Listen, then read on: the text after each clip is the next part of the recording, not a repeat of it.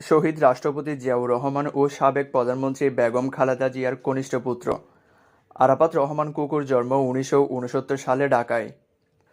2007 সালের সেপ্টেম্বর মাসে গ্রেপ্তারের আগ পর্যন্ত মা বেগম খালেদা জিয়ার সঙ্গে ছিলেন আরাফাত রহমান কুকু। শিক্ষা জীবনে ঢাকার বিএফ শাহীন কলেজে লেখাপড়া করে আরাফাত রহমান কুকু। 2007 সালে জরুরি অবস্থা জারির মাধ্যমে সেনা সমর্থিত তত্ত্বাবধায়ক সরকার ক্ষমতায় এলে জিয়া পরিবারের উপর নেমে আসে রাষ্ট্রীয় নির্যাতনের কড়ক। একই বছরের 3 সেপ্টেম্বর ভোরে সেনানিবাসের বাড়ি থেকে মা বেগম খালেদা জিয়ার সঙ্গে গ্রেপ্তার হন আরাফাত রহমান কুকু। সেনা সমর্থিত সরকারের অমানসিক নির্যাতনে তার শারীরিক অবস্থার অবনতি হলে বিদেশে চিকিৎসার জন্য প্যারোলে মুক্তি দেওয়া হয় তাকে। জরুরি অবস্থার সেনা সমর্থিত সরকারের সময় দেশের অন্যান্য ব্যবসায়ীদের মতো আরাফাত রহমানও হয়রানির শিকার হন। বিভিন্ন অভিযোগে তার বিরুদ্ধে 7টি হয়রানিমূলক মামলা দেওয়া হয়।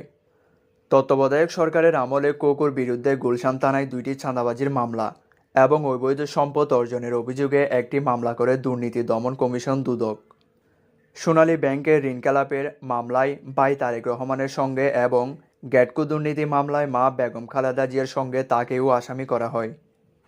এরপর বর্তমান ক্ষমতাসীন আওয়ামী লীগ ক্ষমতায় এলে 2009 সালের 17 মার্চ সিঙ্গাপুরে 20 কোটি টাকার বেশি অর্থের অবৈধ লেনদেনের অভিযোগে কাফরুল থানায় আরাফাত রহমান কুকুর বিরুদ্ধে মামলা করে দুদক।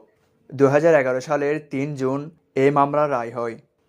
মামলায় পলাতক দেখিয়ে কুকুকে 6 বছরের সশ্রম কারাদণ্ড আদেশ দেন আদালত। একই সঙ্গে 19.5 কোটি টাকা জরিমানা করা হয়। কুকুর বিরুদ্ধে আয়কর ফাঁকির অভিযোগে 2010 সালের 1 মার্চ আরও একটি মামলা করে এনবিআর।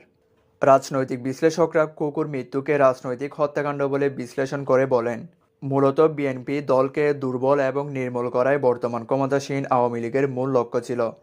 আরাফাত রহমান কুকু 2003 থেকে 2005 সাল পর্যন্ত বাংলাদেশ ক্রিকেট বোর্ডের উপদেষ্টা পরিষদের সদস্য ছিলেন। এছাড়াও ওল্ড এইচএস ক্লাবের চেয়ারম্যানও ছিলেন তিনি। 2015 সালের 24 জানুয়ারি শনিবার তিনি হৃদরোগে আক্রান্ত হলে তাকে মালয়েশিয়ার ইউনিভার্সিটি মালায়া হাসপাতালে নিয়ে যাওয়া হয়। হাসপাতালে নিয়ে যাওয়ার পথেই তিনি শেষ নিঃশ্বাস ত্যাগ করেন। ব্যক্তিজীবনে বাবা জিয়াউর রহমান সাবেক সেনাবাহিনীর প্রধান ও রাষ্ট্রপতি, মা বেগম খালেদা জিয়া প্রধানমন্ত্রী এবং বড় ভাই তারেক রহমান বিএনপির সিনিয়র ভাইস চেয়ারম্যান হলেও আরাফাত রহমান কুকু ছিলেন অনেকটা পর্দার আড়ালে। রাজনৈতিক উচ্চবিলাস তার ছিল না। ব্যবসা বাণিজ্য সহ সামাজিক কর্মকাণ্ডে সময় ব্যয় করতেন তিনি।